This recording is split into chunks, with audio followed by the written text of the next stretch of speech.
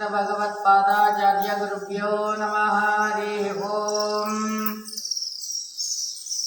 कल्याणाद्भुतगात्राय कामितार्थप्रदायिने श्रीमद्वेङ्कटनाथाय श्रीनिवासाय ते नमः।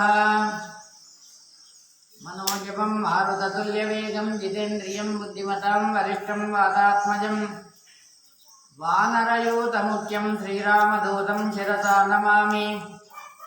बुद्धिर्बलं यशोधैर्यं निर्भयत्वमनोगत अजाड्यं वाक्पटुत्वं च हनुमस्मरणात् भवेत्। अस्मद्गुरुसमारम्भां टीकाकृत्पादमध्यमां श्रीमदाचार्यपर्यन्तां वन्दे गुरुपरम्पराम्। सत्याविघ्नकराब्जोत्तान् पञ्चाशद्वर्षपूजकान् सत्यप्रमोदतीर्थार्यान् नौमिन्याय सुधारतान्।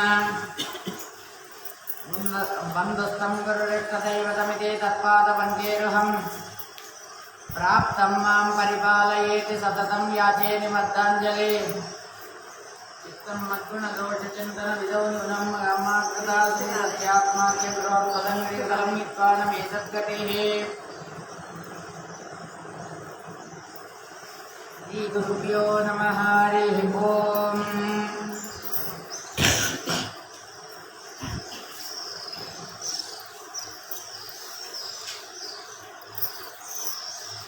ఈ రోజు నుండి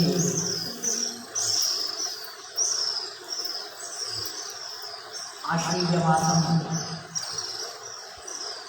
ప్రారంభం కాబట్టి ఈ 9 రోజులు వెంకటేశ్వర స్వామి వారి యొక్క మహాత్మ్యాన్ని భవిష్యోత్తర పురాణంలో వచ్చినటువంటి ఆ యొక్క వెంకటాచలం యొక్క మహాత్మ్యాన్ని మనమందరం కూడా తెలుసుకోవాలి. కాబట్టి దాన్ని గురుల వారి యొక్క ఆజ్ఞానుసారంగా వారు ఏదైతే 2 వాక్యాలు మాకు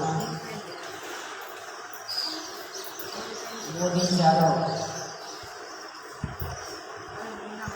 దాని ద్వారా చెప్పడానికి మేము ప్రయత్నం చేస్తున్నాం.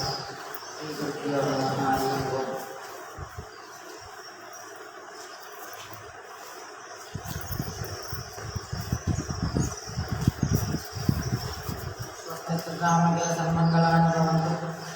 సమ్యక్ శ్లోకశ్రవణపఠనమాత్రేణ వక్షశ్రవశ్రోత్రోణాం నిఖిలకల్పితకల్మషావనపఠితరే ధర్మార్థవిలాసాత్మభూతే వెంకటాచలమాహాత్మ్య అధికతారంభాసా శ్రీగురుభ్యో నమః. ఓం. శౌనకోవాచ సూతసూతమహాభాగా సర్వశాస్త్రవిశారద అహం శ్రోతుమిచ్చామి మహాత్మ్యం పుణ్యవర్ధనం ఇదం రంగమాహాత్మ్యం త్వయాస్తిగిరీశుతో జగన్నాథస్య వై విష్ణు మహాత్మ్యం అతులం మునే ఇదానీం శ్రోతుమిచ్చామి మహాత్మ్యం వెంకటేశుతో. స్వామి ఇప్పటి వరకు ఓ సుతాచార్యుల వారు శతకాదర్శులందరూ కూడా సుతాచార్యుల వారిని అడుగుతున్నారు, మీరు సర్వశాస్త్రాల గురించి తెలుసుకున్నటువంటి వాళ్ళు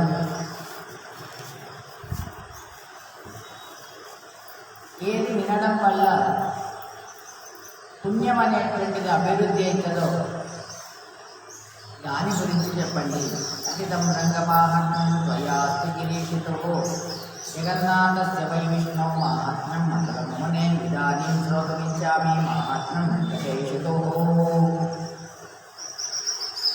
మీ ద్వారా మేము రంగనాథుడి యొక్క మహిమను, కాళహస్తి యొక్క మహిమను, ఆ యొక్క జగన్నాథుడి యొక్క మహిమను అంతా కూడా తెలుసుకున్నాము.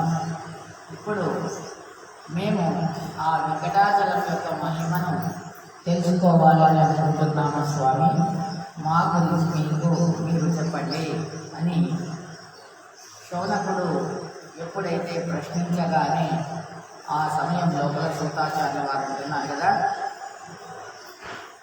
స్వాదుపృష్టం త్వయా బ్రహ్మం చరితం వెంకటేశతో యథాశ్రుతం మయా పూర్వం వ్యాసేద అమిత తేజసః. ఈ విధంగా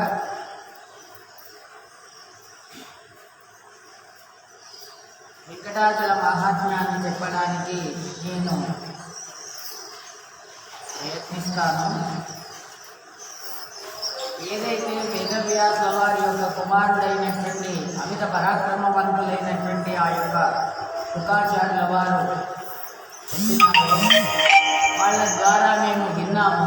ఆ విన్నటువంటిదంతగా నేను మీకు చెప్తాను, వినండి అని అంటున్నాను. తత్తాహం సమాచక్షే సావధానమనా శృణు పురాతు జనకో నృణామ రాజా పరమధార్మికః. పూర్వకాలమందు పరమ ధార్మికుడైనటువంటి ఆ జనకరాజు గారు అనేటువంటి వాడు ఉండేటటువంటి వాడు. ఆయన ఎలాంటి వాడు అంటే సత్యవాన్ సర్వశాస్త్రేషు విదగ్ధవచ్చితః. ఆయన సత్యవంతుడైనటువంటి వాడు, సర్వశాస్త్రాల గురించి తెలిసినటువంటి వాడు, కోపము లేనటువంటి వాడు, భగవంతుడి యొక్క ప్రసాదం వల్ల ఎల్లప్పుడూ కూడా ఆయన నవ్వుకుంటూనే ఉండేటటువంటి వాడు.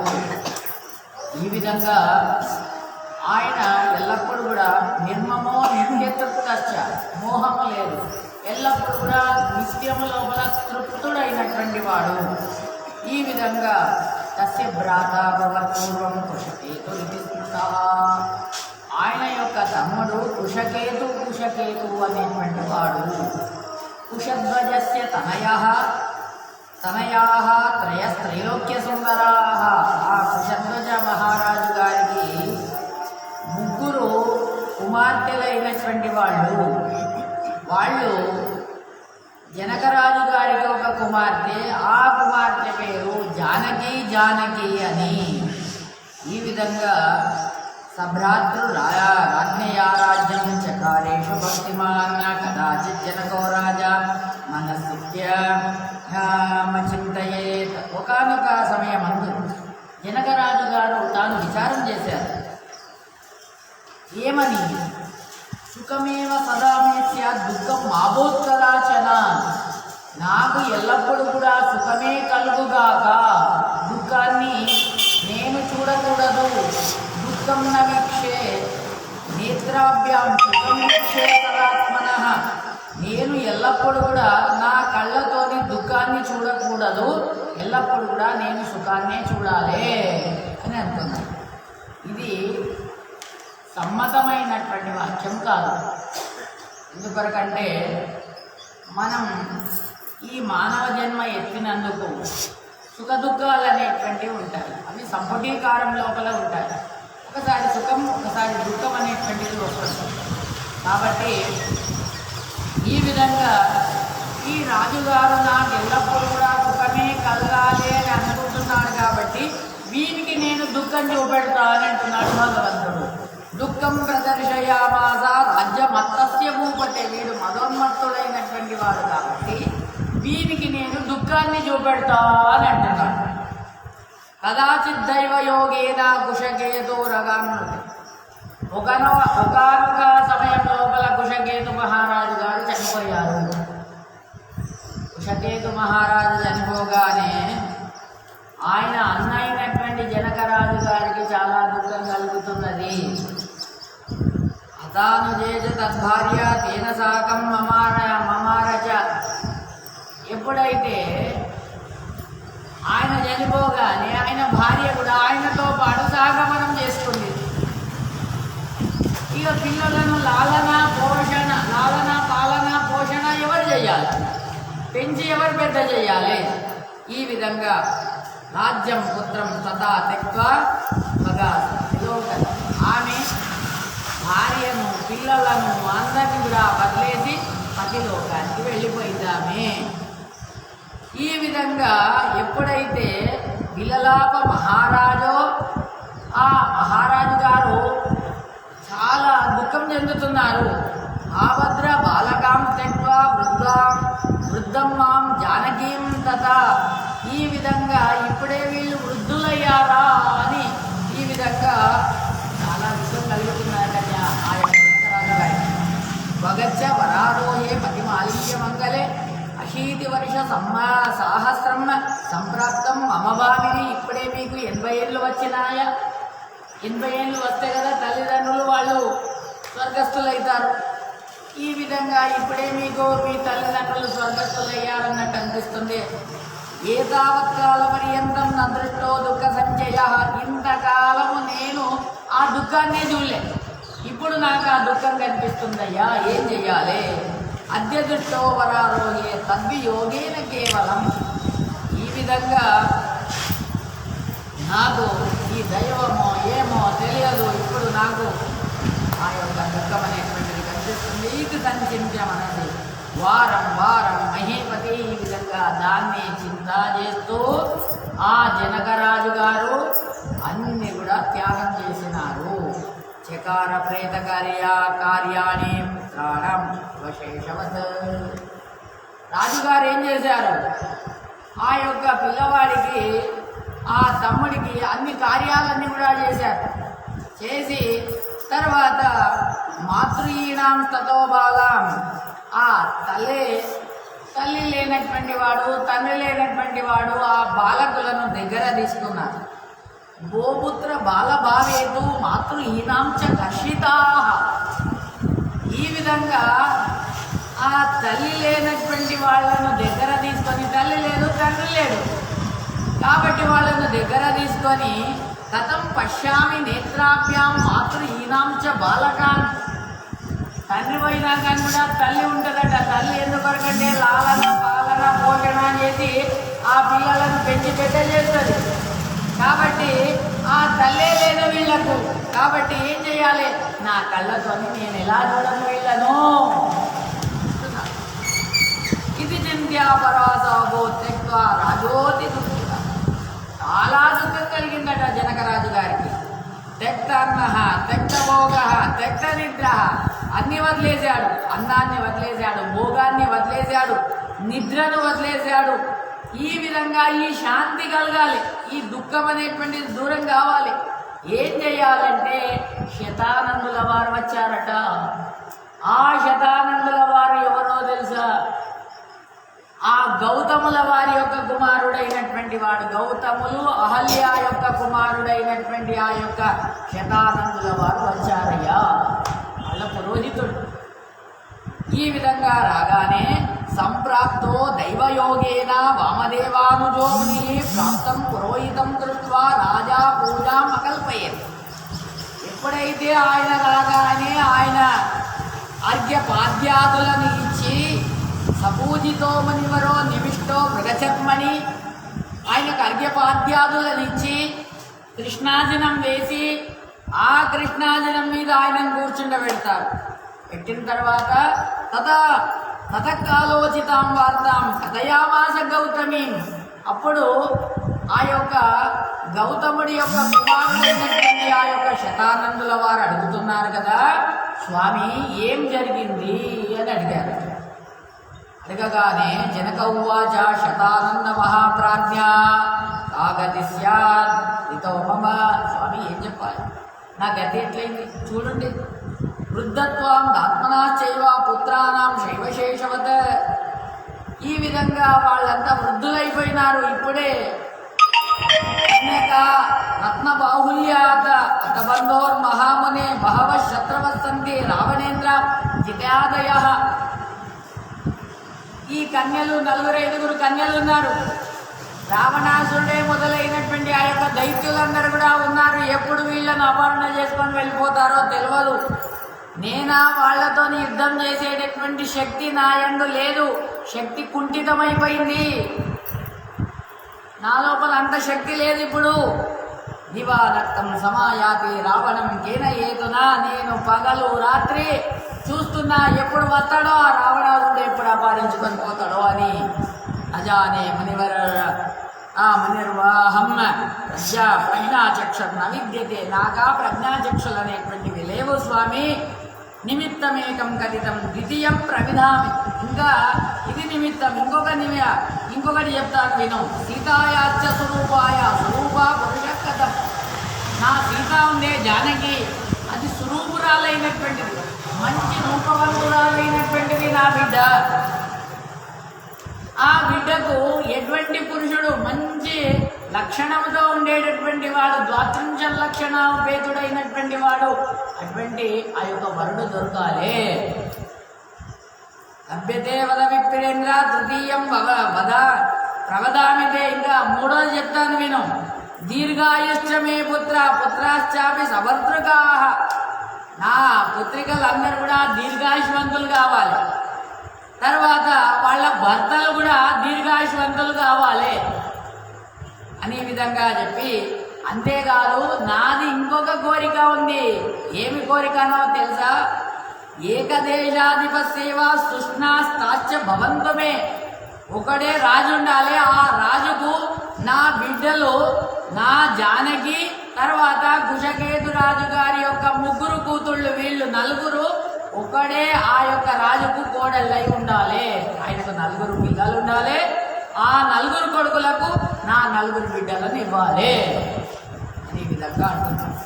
జామాతరశ్చ చత్వారః ఏకరాజస్తుతాస్తత, ఈ విధంగా వాళ్ళు నా నలుగురు నాకు అల్లుళ్ళు కావాలి. ఇదే నా కోరిక. వర్ధితశ్చ మే రాజ్యం స్వయమేవ పురోహితః కేనోపాయేన వైభూయాత తదేతత్ కారణం వద. ఏదైనా ఒక ఉపాయం అంటే చెప్పరాయన అనగానే శతానంద ఉవాచ, శతానందుల వారు అంటున్నారు కదా, ఈ విధంగా స్వామి అస్తి కశ్చిత్ విషయస్మిన్ భూలోకే భూమి బాలక, భూలోకం లోపల ఆ భూమి పాలకుడైనటువంటి వాడి గురించి చెప్తాను విను. ద్వీత తవ కళ్యాణం సుఖదం శత్రునాశనం, ఆ యొక్క నీకు సుఖం కలుగుతుంది, కళ్యాణప్రదమైనటువంటిది. ఆ యొక్క శత్రువులు అనేటువంటి వాళ్ళు దూరమైపోతారు. ఆ యొక్క స్వామి యొక్క మహాత్మ్యాన్ని వింటే ఏమి అది అంటే, వైకుంఠగిరి మాహాత్మ్యం సభవిష్యం సహోత్తరం కలో తత్ కీర్తనం పుణ్యం సర్వదుఃఖహరం శివం. ఈ విధంగా వైకుంఠగిరి, ఆ వెంకటాచలం, సభవిష్యం సహోత్తరం కలో తత్ కీర్తనం, కలియుగం లోపల దాన్ని ఎవరైతే కీర్తనం చేస్తారో వాళ్ళు పుణ్యాత్ములైనటువంటి వాళ్ళు సర్వ దుఃఖాల నుండి దూరమైపోతారు. వాళ్ళ శివం మంగళమైతుంది. నాయన ఏమేమి లభ్యమవుతుంది?